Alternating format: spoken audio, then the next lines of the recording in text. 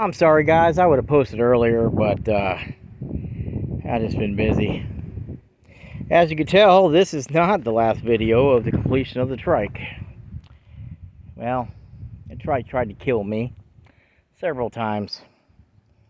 I've ridden and driven some sketchy things in my days, but that trike, it had to have been the top, probably top three. It didn't matter whether I had a one-wheel drive on there. There was too much torque steer, and then I was like, yeah, I'll put a live axle in there. And I knew what was going to happen when I put the live axle in there. I knew the front wheel wasn't going to want to turn. It was way too light. The tires are way too sticky. And I had some scary moments on that thing. So anyway, as you can clearly tell, I have brought this one back from the dead. I have done some upgrades. The beloved front end is welded back on. As you can see, she's got new paint. And I'm not going to tear this one up again. The next project I'm going to build is probably going to be an old school recumbent trike. Kind of like the ones you guys seen in my other videos. So, alright, we'll start with a few changes that are better. Alright, so the other model had those BMX crank arms, and obviously those aren't there anymore because I had to cut those up to put them on the trike. But you could tell this brake system, and I got lucky and that bolt just happened to be the whole stop going backwards. Much simpler. This rod was straight before. I bent that rod, and there are no springs up here on this setup. Oh, there we are. So I needed a return spring to kind of help out with the drum in the rear. So this is where I put it. This triangle piece right here, I only had that on one side. That side, while I had it apart, I might as well add that one. And let's see here. Well, you can clearly see the windshield's back on. And I painted the fender and the frame. They were all flat black, if you remember right. Well, that exhaust. I took off the exhaust that was on the other one. I did a homemade exhaust, and homemade exhaust was just obnoxious. So, if you guys have a 420, this exhaust right here, I think it's about 38 bucks. Get it from Amazon. It is a Briggs & Stratton. It's got the Briggs & Stratton symbol in there somewhere. It comes with some NPT gas pipe that's welded to the back. Now, I cut it off because it had threads on there, and I welded it to the flange.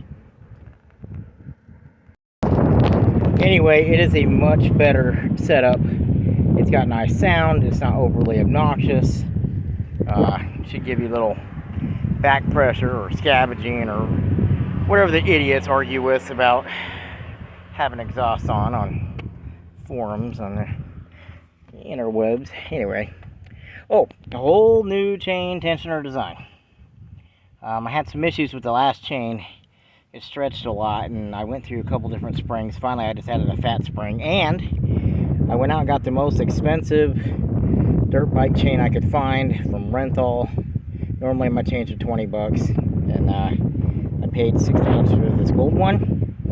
And as advertised, it does not stretch, and it has thicker links also. I had the chain side by side, and I could tell. I took out the micrometer. I think it's called a micrometer. Anyway, they are thicker. I haven't had any issues with it. At the same time, the battery died for just no reason at all, so I replaced that. And the last time the chain came off, it tried to cut my turn signal in half. You can see the wires hanging out right there. So no more cheap chains for me. All they're going to do is leave you stranded. And I don't know, it's just a crapshoot. It's not worth it. All new wiring on this bike. All new wiring. Much cleaner than it was before.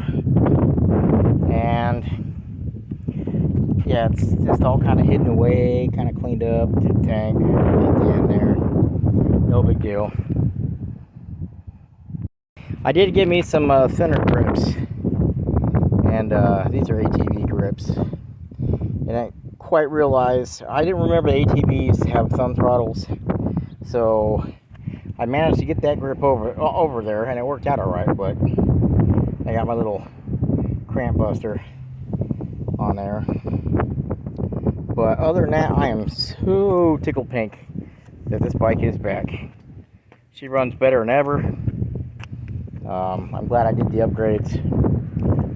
So right now I got the go-kart torn apart, and got a jack shaft I'm building for the rear end, and that is the current project. I'm still waiting for one more piece to come in the mail. It should be here. I got everything else I need. And after that, the fall project will be the recumbent trike. I've built a couple of those before. You guys have seen my videos on them, if you guys watched any stuff on my channel. So I'm going to take my time. I'm going to make it real nice. But sorry it took so long to make a video. That trike was severely pissing me off. So alright guys, until the next one.